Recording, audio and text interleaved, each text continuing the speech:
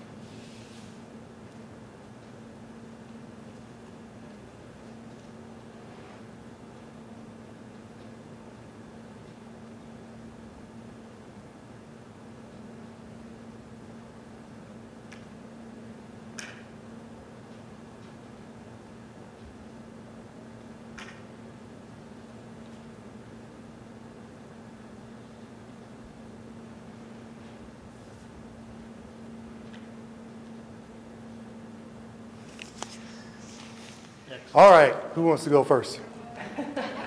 Come on, don't be shy. Oh, the cameraman wants to go first. You were asking me what this was. All this is it's just PVC. Yeah. PVC pipe. I got this from Home Depot, made it myself, painted it, put the little pretty ribbon on it, and then I lacquered it, and then I put caps on the end of it. So, Divine Spirit Intrinsic. Divine Spirit Intrinsic Staff. How this all came about, I was diagnosed with polymyositis, and then I was diagnosed with lupus. So, before all that happened, Oh, I'm sorry. yeah, you can, that's all right.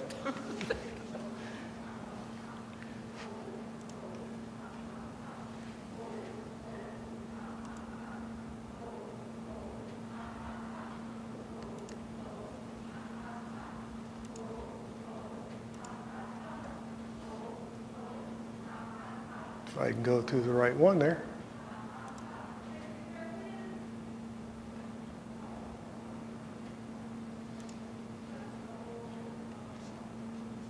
There it is.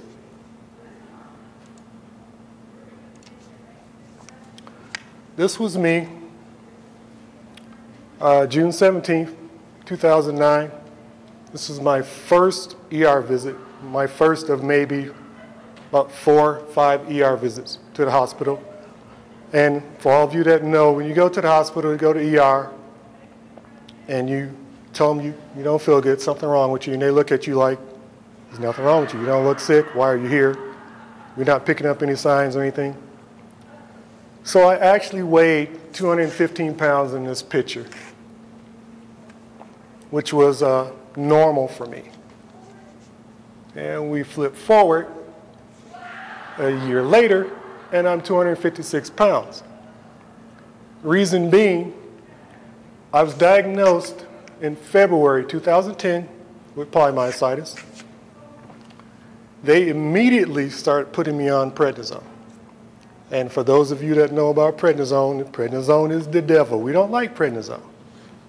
So the prednisone caused me to gain 70 pounds. So 6 months after that, I got another scare, lupus. For those of you that don't know about lupus, it affects my skin. I'm sensitive to sunlight. I have the Marlar rash. That's M-A-L-A-R, Marlar rash. You get a rash on the bridge of your nose, and it comes around your cheeks, and it comes around your eyes up into your forehead. I'm also sensitive to light. So UV light, when I go outside, I have to stay covered up. I wear long sleeves, pants, gloves, hat, and I wear special glasses to block the UV rays out of my eyes so I don't get sunburned, because if I get sunburned, it's just going to exacerbate the rash and make it worse. So we flip forward, and you see the transition. This is the same park that I was in, and you get me from different sides, from the side and from the front, and you see how big my shoulders are, and you see my stomach is just coming out. And all that is due to the prednisone. And you see the puffy cheeks, my cheekbones, my shoulders, and everything is just oversized. I'm just large and just big. I go to an appointment. My doctor tells me I'm borderline diabetic. If you don't lose weight, you're going to end up being diabetic. It's going to cause me more problems. So I thought about it, tried to figure out what I was going to do. I came to the conclusion that I needed to come up with a diet and a fitness plan so I could lose the weight and get healthy. Because what I was doing, I wasn't thinking about anything that I was eating. And if I was like a lot of other normal American people, I ate anything. McDonald's, Wendy's, Taco Bell, drank coffee. I'd put like mounds of sugar in it. I didn't think about it, didn't matter, didn't care. I thought I was going to live forever, wasn't going to get sick, you know. So I got diagnosed the whole 9. So I came up with the plan, and I get emotional when I talk about this, so excuse me, but I came up with the plan, and I told my wife that I want to do this. I don't want to just sit around and just vegetate. I don't want to be a vegetable. I want to do this. So this was the before. 256 before. I lost 70 pounds in 6 months, which is uncommon. I'm down to 186 in like 6 months, and this is me in this picture. This was 2 years ago, which would be 2012. Right now I'm 175, 180 pounds roughly right now. But I'm in better shape now than I was in this picture for the simple fact that I was exercising and I changed my diet completely. okay? And we fast forward. And you can go bye-bye. This is what I started doing. I came up with a range of motion test to use so that I can try and figure out what shape I was in and how bad I really was, okay? So if I can, I'd like to get someone that can come up and volunteer, if you'd like. Who'd like to volunteer? Okay. What's your name? Tom. Tom. Let's give Tom a hand, everyone. Now, I promise I won't wear you out. I won't get you killed or anything. You sit right there. Is this your husband? Yeah. I promise I won't kill him. Go ahead and have a seat, Tom. Okay. Okay. Now, what we're going to do, we're going to go through some of these range of motion exercises. And these are just basic exercises, okay? And I want you to use this because you're going to use it in some of these exercises. Now, the first one is the neck rotation. What you're going to do is rotate your neck to the left and to the right very slowly. Now, I want to emphasize this. When you do this, do it slowly. Take your time. If you hear any sudden cracks, pops, or anything like that, stop, okay? Because that means that something's not right. You're doing something wrong, which means your neck is going to get stuck, and then you're going to be walking around talking like this for the rest of your life, and that's not good. So, all right, Tom, I want you to do left and right, slowly.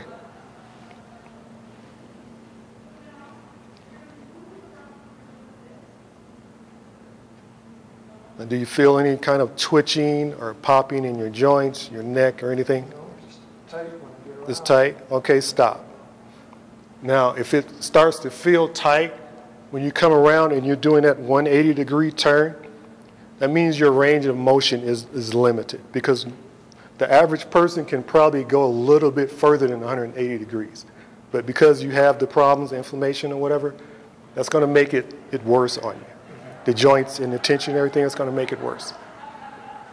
All right, I want you to stand up. And we're going to do the back. So face the audience.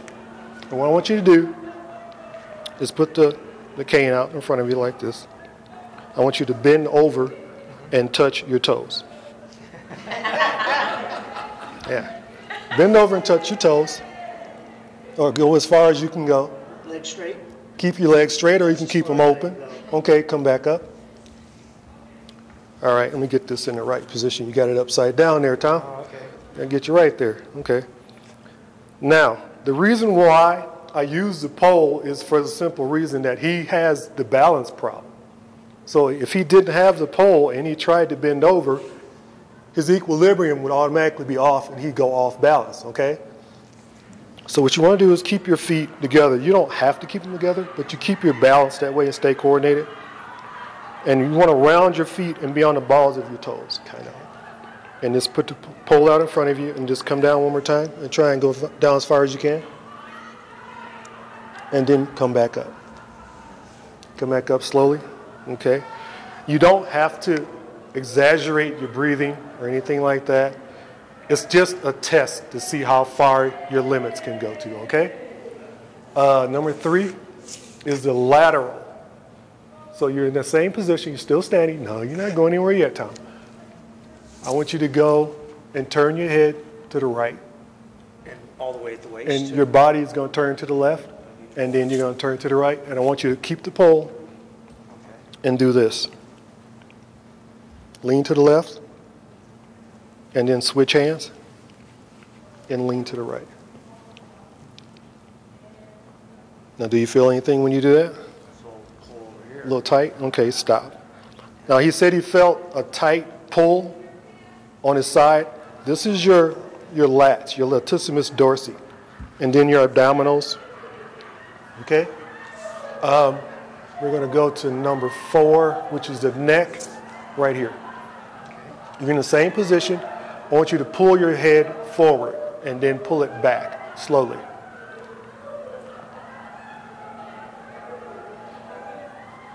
Okay, stop. You feel anything? Nothing? Felt pretty good? Okay, we'll get him. Okay, number 5 is the lateral bending of the neck. So you're just going to pull your neck to the left and to the right, okay?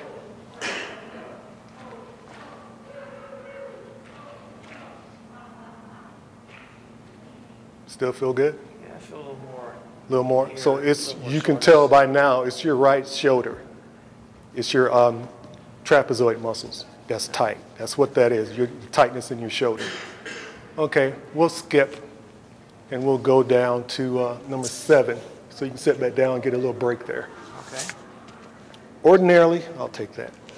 Ordinarily, you can do the same motion. You can do this lying down, or you can do it standing up, or you can do it sitting down. So I want you to sit down and take a break on this one.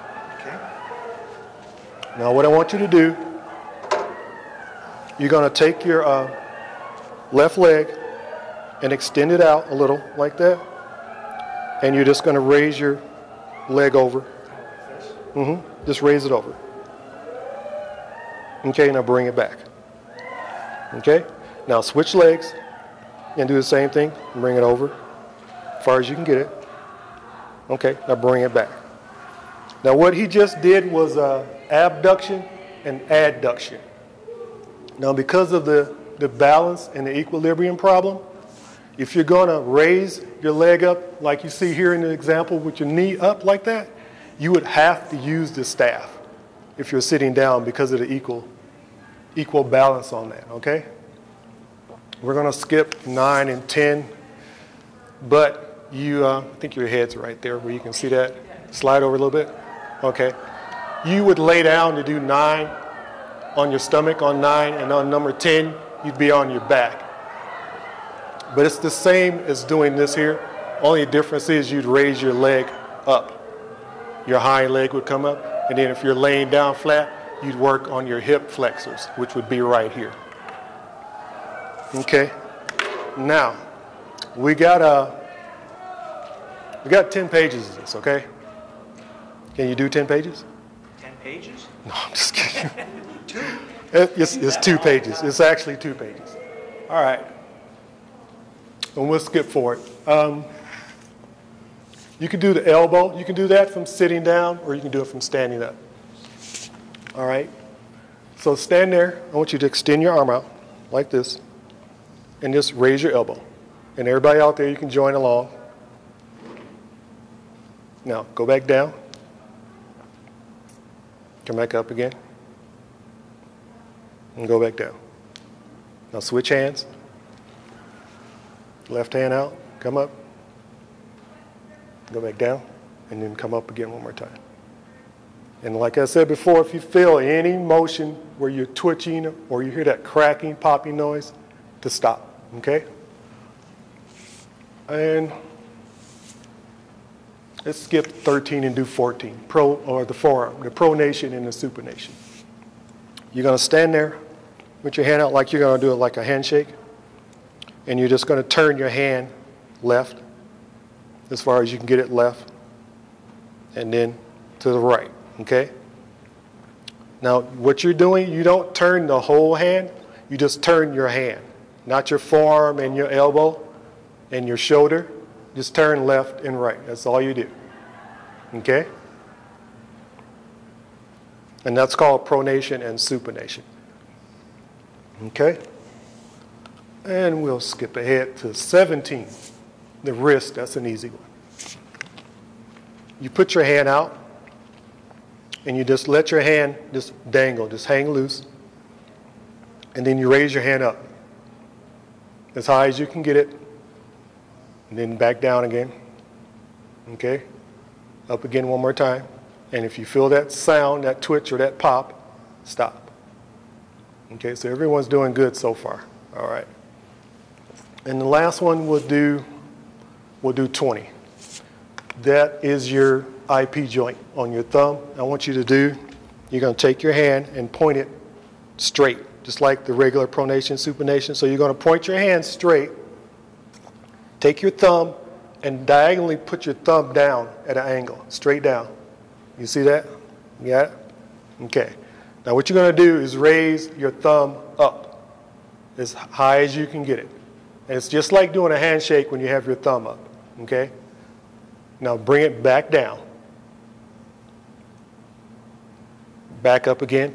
And as you do this, you're going to feel a tight sensation, just like a cramping sensation. From doing this, if you do it too much and you over-exaggerate it, you're going to feel a cramp. Okay?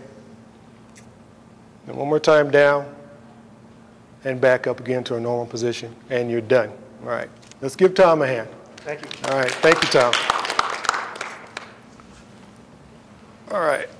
And we're going to skip. Are you going to have this on the website? All this, everything I'm showing is going to be on the website. And everything is also on my personal webpage, and it's all free. So it doesn't cost anything. But we'll get into that, about everything that's going to be there.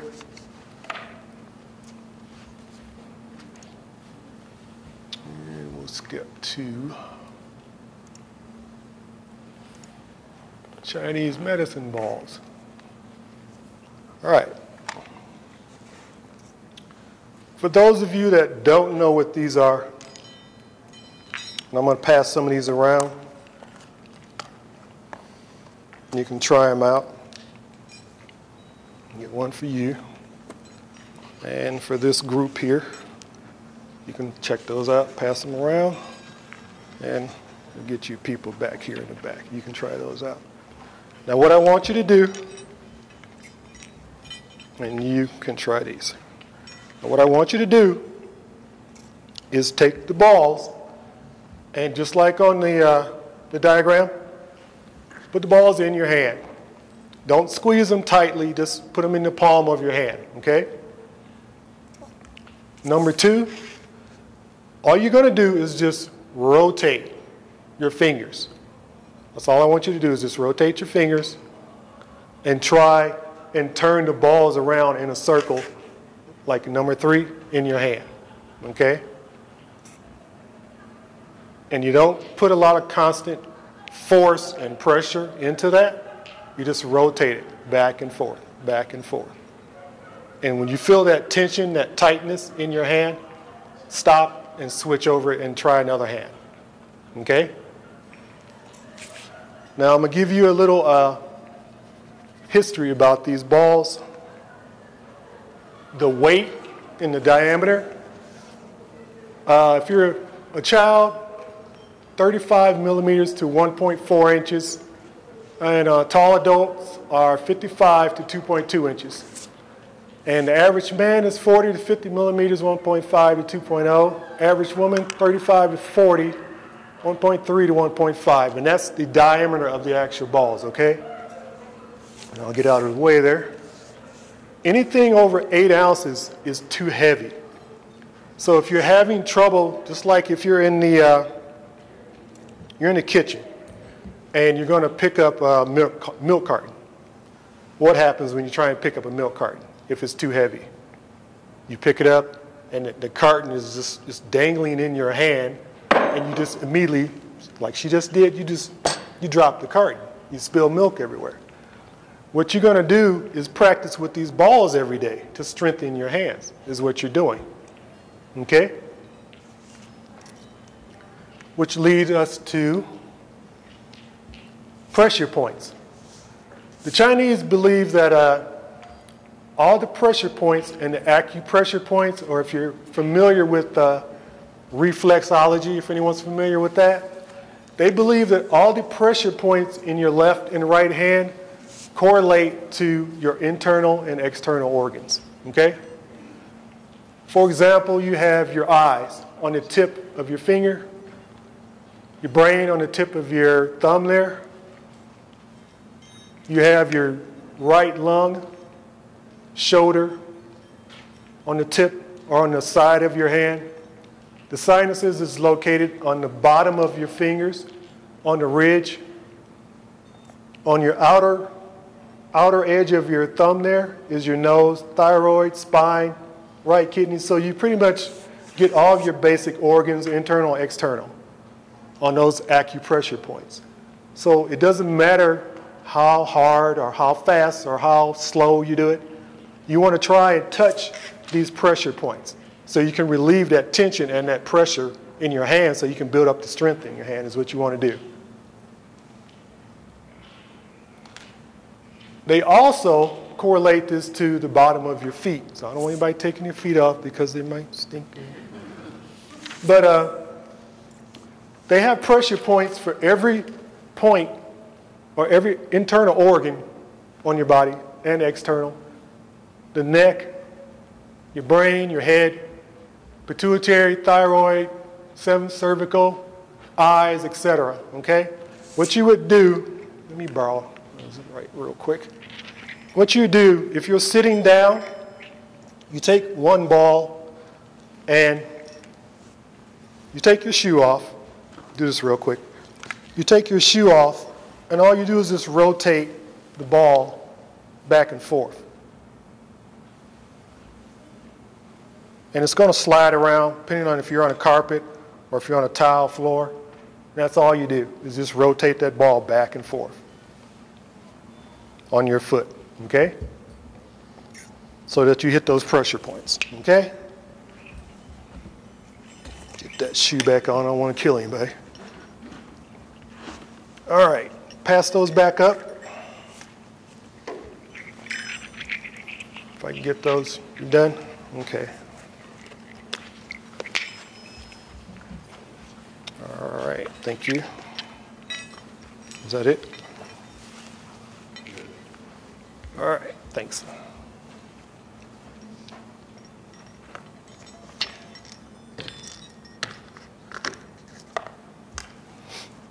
All right, we're going to move right along. And that's going. And we go back to number 3, which is the 12 daily exercises. Now, the 12 exercises, I created these out of the routine, the DSIS, the Divine Spirit Intrinsic Staff form I showed you.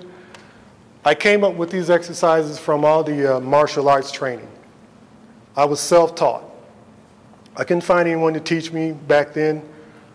So I just started watching the movies like kids would do, and I started buying the magazines and the books, and I just pretty much just picked it up. I figured out that I had a natural athletic ability to do this stuff. So I started trying to do it, and 20 years, 25 years later, here I am standing in front of you now, trying to teach everyone else how to do what I do.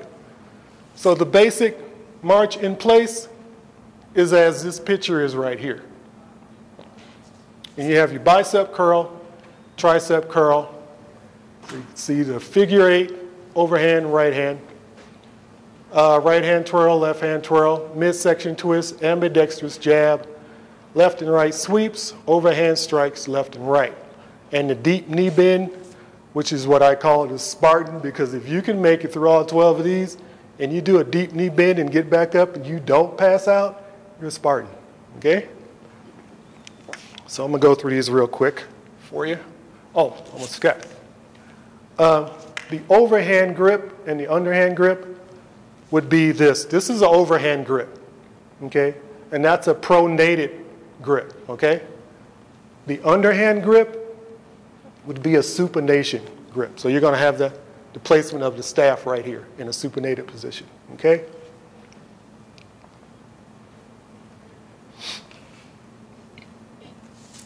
And the first one is the marching in place. So what you're going to do, you can do this overhand or you can do it underhand. All you're going to do is this, okay? And I don't want anybody to, don't do that. Just take your time. Relax. Just breathe normal.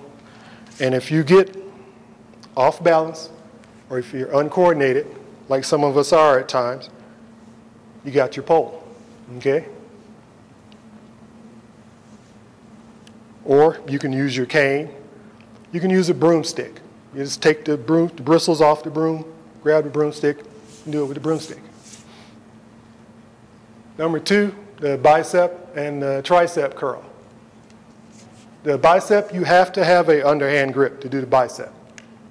because you're going to lead into the tricep curl. So all you're going to do is start out bicep, up, down, slowly. And you're actually building up your biceps. And you're not going to strain yourself, just natural movement. If you can't hold it, just palm it in your hands, just like this. And then you just go right into a tricep. And you have it between your forefinger and your thumb. Go over your head.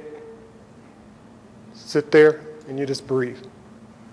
Now you can do this sitting down, or you can do it standing up. You can also do it lying down. If you're in bed, you can do the same routine, okay? Up, come back down, relax, breathe, take a break, and then you're good, okay?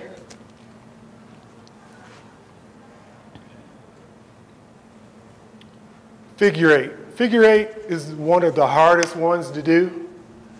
And I tried to go in sequence with the numbers, but I got to the point to where I was just doing it without even thinking about it, is what it was. So if I showed you this, I showed it to you yesterday. You can start out with the staff behind your back in the ready position, just like in the routine when I started. Started out just like this. But what you're going to do is pull it out, and you're going to start here. 1, 2, 3, 4, 5, 6, 7, back around. 8. Okay? So you go back, over, under, and back over. And what I started doing was this.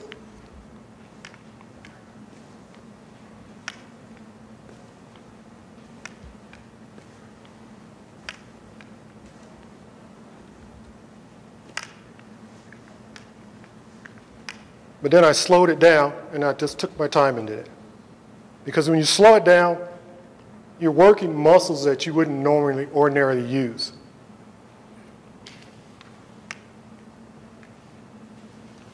Okay? So that's the figure eight, left and right hand. So I jumped ahead of myself. I had to do them both to get it done real quick. What we're going to do next is the left hand twirl and the right hand twirl. And you start out underhand, overhand. We're going to go left. 1, 2, 3, 4. And then you bring it back over, and you're right back where you were again. 1, 2, 3, 4. And like I said, you can do this with your cane, your staff, your broom handle, whatever you got at home, you can do it with. And then you switch hands to your right hand. 1, 2, 3. Reach over and grab it. 4. Bring it back around, and you start all over again. 1, 2, 3, and 4. And you do that as many times as you can do it. And like I said before, you don't do these and stress yourself out to where you get tired and you can't make it past the first 2 exercises. Okay, you want to pace yourself. You do only what you can, is the object. Let me get that in position there. There we go. And number 12. Oh, I skipped too far. There we go. Overhand swing, right hand swing. And you may have saw me do this earlier before we got started when I was in here doing a little photo shoot for whoever it was. You don't have to start with it hanging over your shoulder. You can start in the ready position as in the routine. 1, 2, 3, 4. 4 simple steps. Start out 1, 2, 3, 4. That's all you're doing. Bringing it out, bring it back in on your shoulder, out and back in.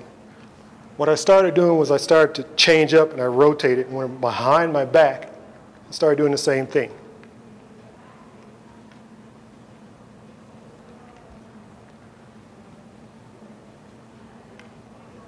went behind my back, and then I started to incorporate the figure eights. So if I'm doing a figure eight and I'm doing it in rotation, I switch hands, come behind my back, automatically I go right into the swing. 1, 2, 3, 4, behind your back. 1, 2, 3, 4. Simple. Before you know it, y'all gonna be Bruce Lee. All right. 10 is a midsection twist. You can do this overhand, you can do it underhand, okay? I like to do it underhand. This is all you do. Nothing hard, nothing heavy. You can turn your neck when you do it. You don't have to turn your neck. But if you want to watch and see how far you go, you can do that. You can switch hands in the middle of it. Same difference. And what you're doing is working your abdominals, okay?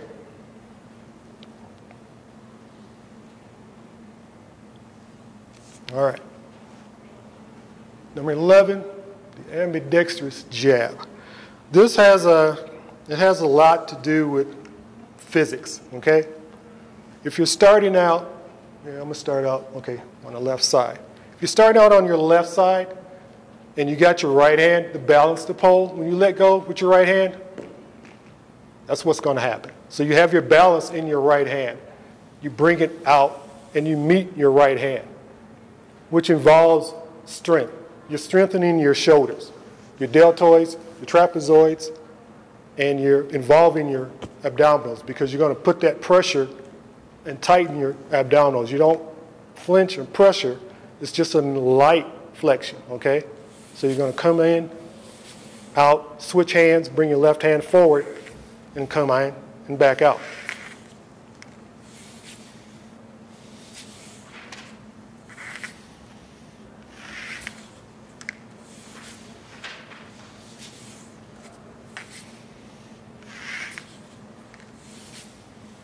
And you're done. That's it. That's all you got to do. All right, number 12. Left and right sweep. And if you came in earlier, you saw me doing this as well. Start out. Staff is out to your right. You do the overhand grip. Okay, if you do an underhand grip, you won't be able to bring it up and twist it around. So you have to start out with an overhand grip. You start out 1, 2, grab it with both hands in the middle. 3, 4, 5, grab it again up top in the center. 6, 7, and 8. And you're back at 8 to 1 again. So you come out, grab it in the center, out, bring it back in the center again, and out again. And then you can mix up and do all these exercises and mix up the routines as you do them. So you don't have to do it in the order that I just did it here. You can mix them up and try and match them together. And you got to remember, you don't have to do this standing up. You can do it sitting down. You can do, the majority of this you can do, if you really wanted to do it, you could actually do it lying down in bed if you really wanted to. And 13 is the deep knee bends. I'll go ahead and show you that real quick. It's just like the midsection twist, but you're going to give yourself a shoulder's length gap with your feet. Spread them out, shoulders length apart, and you just bring yourself down slowly. And you keep your heels on the floor. You don't raise up on the balls of your feet because you're going to start bouncing back and forth. You're going to lose your balance. So you keep your heels on the floor. And keep the staff out in front of you for balance, okay? And like I said, if you can make it to number 13 after doing all that, you're pretty much a Spartan, okay? All right, we're going to skip forward. Moving right along. And we got about 10 minutes there. And we are going to we're going to skip that. We're going to go to diet and fitness because this is my favorite one. I like this one the best out of everything. I told you earlier, when I first started the diet and the fitness plan, I was 256 pounds, okay? So I started doing research to try and figure out what foods were good for me to eat, what foods were bad for me to eat. So, get back over there. I did all the research and I looked up all the foods and everything, and I came up with 12 steps, just like the 12 daily exercises that I wanted to do. The first one is the most important one, and this, you cannot forget this one. For as long as you live for the rest of your life, you will not forget this. Think positive. Find purpose in what you do. Do not feel sorry for yourself anymore. Avoid thinking negatively. For people that have myositis, negative emotions do what to you? They're toxic. Being negative causes you to go into a flare-up. For those of you that don't know that. So when you're thinking positive, you have that serotonin, that soft, tranquil motion in you, peace and calm, serene. Number 2 is what we just went over, exercise, using slow, precise movements. You can use the movements I just showed you. 3, walk every day, minimum of 5 minutes to a max of 30. I don't try to walk like a mile, 2 or 3 miles. I don't try to measure how far. It just depends on how I'm feeling during the day. So if I wake up, I'm in a crappy mood, and say I'm taking it out on my wife, and I'm just being a man, But okay, I'm going to go for a walk. 5 minutes, and you're done, because you still got to make it through the rest of the day. If you wake up and you're tired, you're not feeling good, or if you're feeling like a Spartan and you want to get up first thing in the morning, you want to do the exercise routine, do the routine. Myself, I do my routine late at night, like around this time of night, right before I go to bed. I do my normal routine, which is I do the stretching, I do the exercises, then I do the divine spear routine, I do that. Okay, number 4, diet. Your diet has to consist of the basics. And everyone is going to get upset when I start talking about all this. Let me grab some water real quick, excuse me.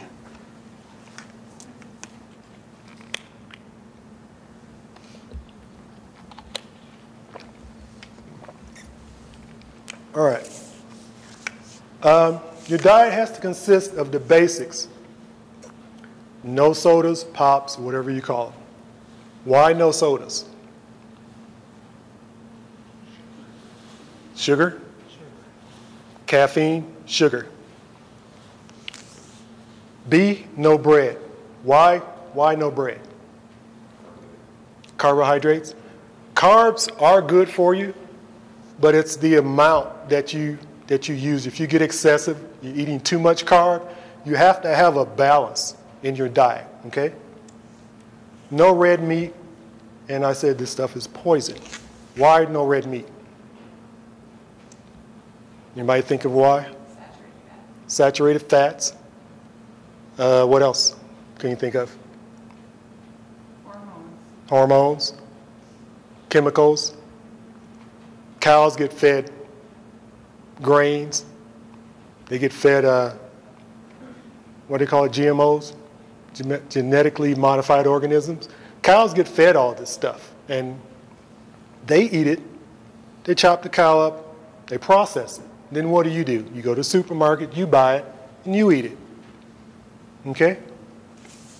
No processed foods of any kind. So what you're looking at is anything processed can pretty much be anything that's packaged in a package, and you put it on the shelf in the supermarket, and it has a shelf life of, say, a month. That's processed. And I'm quite sure everyone has been to McDonald's, you've been to Wendy's, and you bought French fries before or something like that. What happens when you're in a car and you drop a French fry and it hits the floor and the floorboard? You leave it there for like a month. You go, you do whatever, and then you look down, hey, that fry is still there. It didn't mold, it didn't do anything, it's just still sitting there. You're eating this stuff, okay? This stuff is solidifying into your organs, in your intestines, and it's getting hard, and it's causing you internal problems, okay? No fast food, ever. No fast foods, Burger King, Taco Bell, stuff like that. I can't lie to you. I do go to Subway from time to time. But other than that, no McDonald's. I gave all that up. I don't drink any sodas. No coffee. And we'll get to the... No In-N-Out? No. No In-N-Out, no Al Burgers, nothing like that. No. Can't do that anymore. And we'll get into it. Well, we only got like 5 more minutes left. I got to rush through this real quick. No sweets, with the exception to dark chocolate. Dark chocolates have an abundance of antioxidants. Okay, it's an omega-3. Yeah, it's an omega-3. Regular chocolates, and I'll show you that if we got time. I'll show you the diagram. No coffee. How many people drank coffee this morning? Shame on you. Why no coffee? Caffeine. What does caffeine do to you? Keeps you awake in the morning. But what happens like around, say, 1, 2 o'clock, and you're at work and you're drinking all that coffee, and then next thing you know, you're sitting there like this. Oh, God, Jesus. You get another cup of coffee. That's what you do. You get another cup of coffee because you're tired and you're just drained, okay? And what you don't realize is that coffee, it is a natural stimulant. Coffee is not a bad thing. I drank coffee before, like I told you before. I would drink a 32-ounce cup of coffee, and I'd take some sugar and dump about a half a pound of sugar in it. That's not good, okay? Microwave, and when I say microwave and preheated dinners, I'm talking about the processed dinners, okay? Just like if you go get a Swanson's dinner from the grocery store. You take it, you bring it home, you put it in the freezer, okay? It's like rock hard. You take it out of the freezer, put it in the microwave. What happens when you put your food in the microwave? It solidifies. It gets hard. You're changing the molecular structure of your food, okay? Try to limit the amount of food you eat to 2 or 3 meals a day. When you eat a meal, it shouldn't fill you up for more than a day. Okay, your last meal of the day should be a fruit or vegetable, no meat. Why should you not eat meat at the end of the day? Digestion. If you're going to eat meat, and I eat meat because I eat chicken and fish and poultry, if you're going to eat meat earlier in the day as opposed to eating it later in the afternoon or in the evening, because your stomach is working hard to digest that food, is what it's doing. Okay, and if you're like me, I didn't tell you this before, I have problems with my liver, my kidneys, and my bladder from lupus complications. So I have a hard time digesting food in my bladder. I have a hard time going to the bathroom and having urination. I have a hard time with bowel movements. So I have to drink at least 2 liters minimum of water every day, okay? Which leads us to water. Drink at least 2 liters of water a day. And we skip down, 16 ounces of water. Speeds up your metabolism first thing in the morning. So when I get up in the morning, first thing I do, when I have to take the pills, I take tramadol right now. I used to take prednisone and everything, methotrexate and all that stuff. I'm on no drugs right now. I take tramadol, which is 200 milligrams, and it's a coping agent to take the edge off of the pain that you're in, is what it basically is. So I drink that first thing in the morning with the pill, and then throughout the day, I drink at least 2 or 3 liters of water, okay? And what I did mention to you last night about the water, a cup of water to take your pills in the evening. If you have to take medication in the evening, take it and eat your dinner before 7 o'clock. So I gave myself a cutoff time to how much food I would allow myself to eat in that day, and my cutoff time was 7 o'clock. So from 7 o'clock until the next day, I tried not to eat anything for that 6, 7 months that I was trying to lose the weight, okay? 8, reduce your protein intake to meats to half. Chicken, turkey, fish, poultry. Chicken should be boneless, not Kentucky Fried, okay? Not the Crisco oil, dumping it in the deep fat and frying your chicken. No skin, and it should bake. Bake all your foods to retain the natural nutrients, as opposed to boil them in water. When you boil your food in water, you're releasing nutrients from the food that goes into the water. You're not eating the water, you're eating the food is what you're supposed to be doing, okay? Unless you have like a chicken noodle soup or a chicken broth, then yeah. But other than that, I bake everything I have. Number 9, vegetables should be all natural, organic if you can find it. None of those store-bought meals, ready-to-eat crap. And we talked about already about the Swanson frozen dinners or the Manwich meals and all that. Organic, all natural, which is, in this day and age, it's expensive to eat organic, as opposed to just going to the supermarket and just buying something right out there and just throwing it in the microwave. It costs a lot to eat organic. Number 10, get plenty of rest. Sleep when you need to. Your body is going to be aware of the changes while you're going through this dietary change. You're going to need to get rest and plenty of sleep. You're already taking the prednisone and everything else you're taking. It's going to have a reaction to the food that you're eating. It's going to have a reaction to your sleeping habits as well, okay?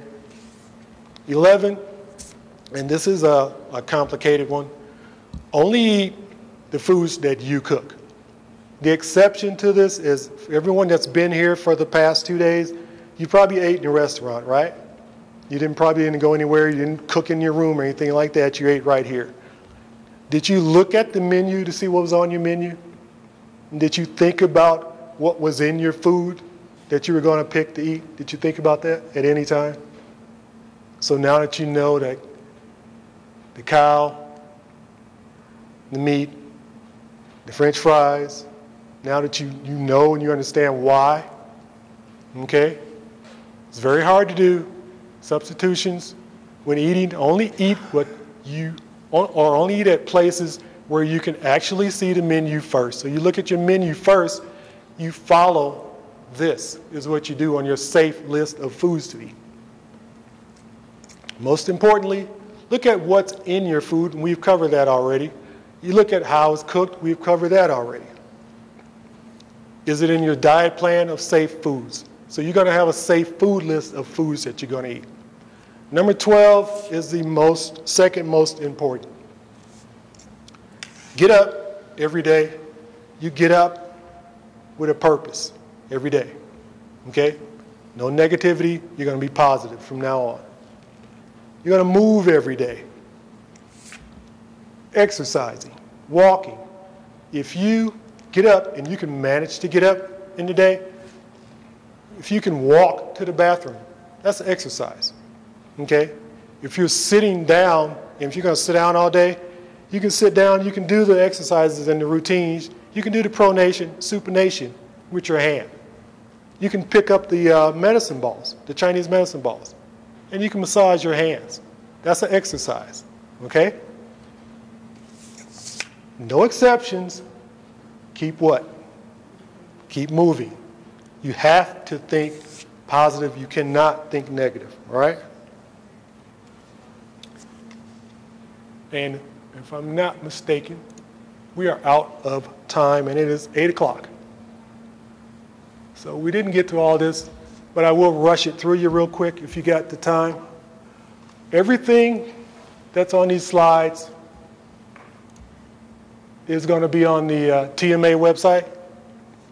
And this is a standing and sitting drill. And you have your basic steps 1 through 8 on that sitting drill. And then the stretching routine, some basic examples, rules for you to follow, and the overhand and underhand grip, the pronation, supination. And these are some of the basic stretching exercises for your right hamstring, lower back, left hamstring, lower back.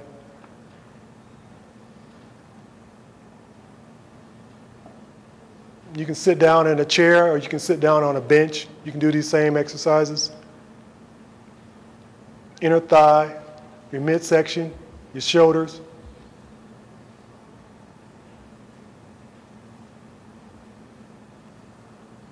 Left shoulder, bicep, triceps, and the same overhand, underhand routine. You can do that sitting down just like I just showed you here.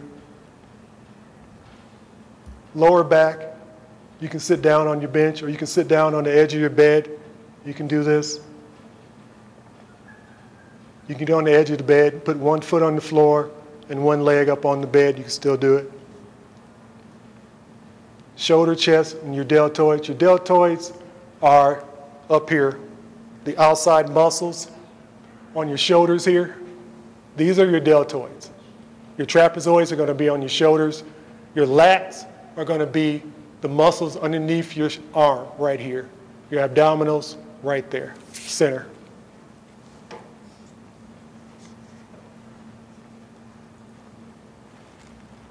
This one, you can do this actually lying down in bed.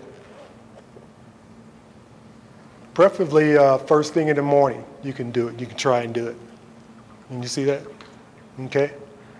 There's one thing I didn't emphasize. You can do these exercises with the medicine balls at the same time. So just like I had Tom do the demonstration and he bent over and he touched his toes, you can do this with the medicine balls. If you can hold on to them and you can rotate them in your hands, you can do that and bend down, bend over, touch your toes. You can do this here lying flat on your back, starting out, and just raise your hands up and have the balls up. Rotate the balls in your hand and bring them back down. Same here on the bench or in a chair in seated position, midsection. If you have the energy, you can raise your leg up, which most of us don't have that energy every day. And then a bonus stretch goal, lower back. And the last one is another favorite of mine. I'll go full screen on that one. We talked about caffeine. I'll be brief. We talked about caffeine. Caffeine content. And you have some of your most popular drinks, Wired, Fixed, Starbucks, No Fear, Rockstar, Monster, energy drinks. And you have 100, 200, 300, 400, 500, 600 milligrams and ounces. And you see which ones are the highest, the Wired and the Starbucks. Which ones are the lowest, the teas, the Coca-Cola cans, the tea, the Mountain Dews, the brewed imports, the lattes, and the Red Bulls. Here we have a diagram of all that. A 12-ounce can of Coca-Cola, 140 calories. 16-ounce Rockstar energy drink, 248. But I differ with some of this down here. Who is going to get in a plane and fly a plane if you have myositis? You're not going to do that, okay? So I differ with that. This is a Tai Chi example here. You might do Tai Chi. You can do the exercises I just showed you, okay? I kind of beg to differ if you're going to go dancing. If you don't have the energy to do this, you're not going to go dancing, okay? 20-ounce Arizona lemon iced tea, 270 calories. You're not going to go skiing either, okay? Chances are you're not going to go skiing. 30-ounce 7-Eleven, big gulp, 371 calories. And I don't know anyone that has myositis that actually jogs or runs. It's hard enough for me to do what I'm doing today, okay? 568 calories. Walking, this is probably the only one I actually agree with, is the walking and the Tai Chi. You can go walk 5 miles or 5 minutes and a max of 30, okay? 694, but I differ with this. Walk for an hour. How many of you can walk for an hour? You can actually walk for an hour? Okay, 1 out of like about 10 people can actually walk for an hour. I can walk for an hour, but I'm not going to do that every day because you're going to wear yourself out, you're going to get tired. 694 calories, 7-Eleven double big gulp. And the 52 ounce, the big mega monster 7-Eleven extreme gulp, 780 calories. How many people are actually going to have the equilibrium to go bicycle riding? If you have myositis, you have muscle problems. I differ with that one, okay? Coffee, pros and cons. For all you people that were drinking coffee, I'm going to give you the pros and cons. And I said before, coffee is not a bad thing, it's a good thing. Parkinson's, Alzheimer's, type 2 diabetes, gallstones, etc. Strokes, citrus. Caffeine increases the effectiveness of certain types of painkillers, acts as a stimulant. Now, if you're drinking coffee and you're taking, I can't remember which drug it is, but if you're stimulating yourself and you're already taking medication, you're overstimulating yourself, okay? Negative side, changes in sleep pattern, auditory hallucinations, hampers absorption of some minerals, vitamins such as magnesium, zinc, iron.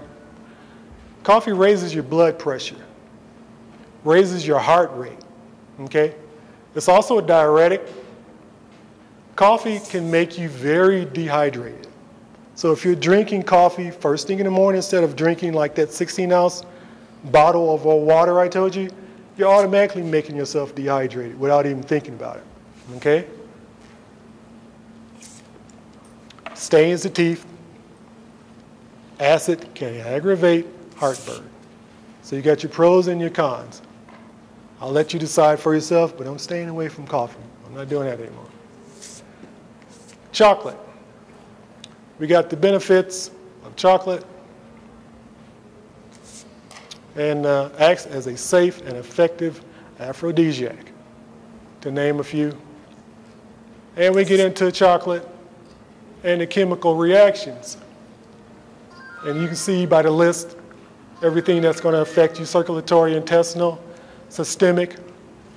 And you see the chemical compound for chocolate. Dark chocolate, we already talked about dark chocolate already. We didn't mention flavonoids, which is actually an antioxidant. We didn't really talk too much about it. Improves memory. Anti-inflammatory properties, flavonoids.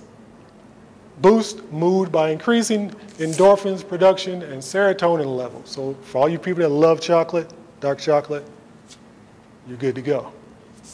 Health benefits, we already went over all that already.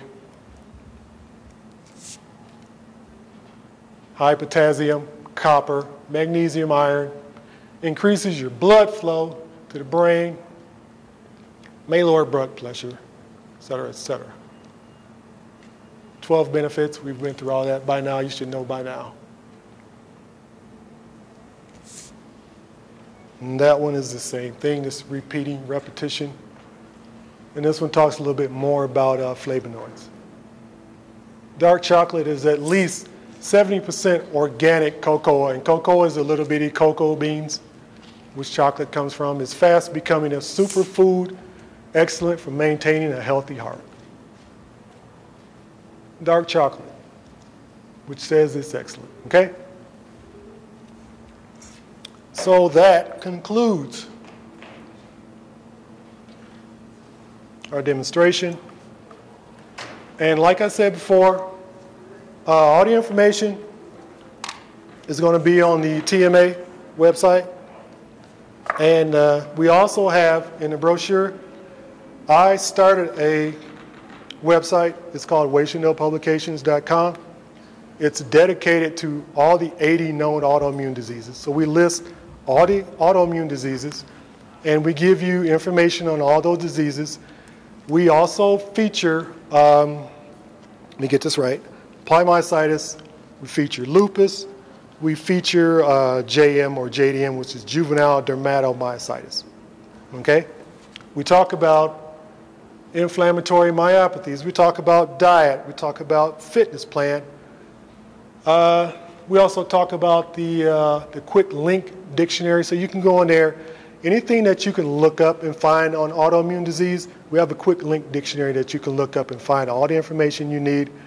You know it's trusted information. You know it's not coming from somewhere where you're going to click on it and some pop-ups are going to just keep popping up and get you all this malware into your website. So I hope you've enjoyed this demonstration, and I'd like to say thank you. I'd like to thank the TMA for having me come here. And I hope you all get something from this and learn a lot from this. Thank you very much.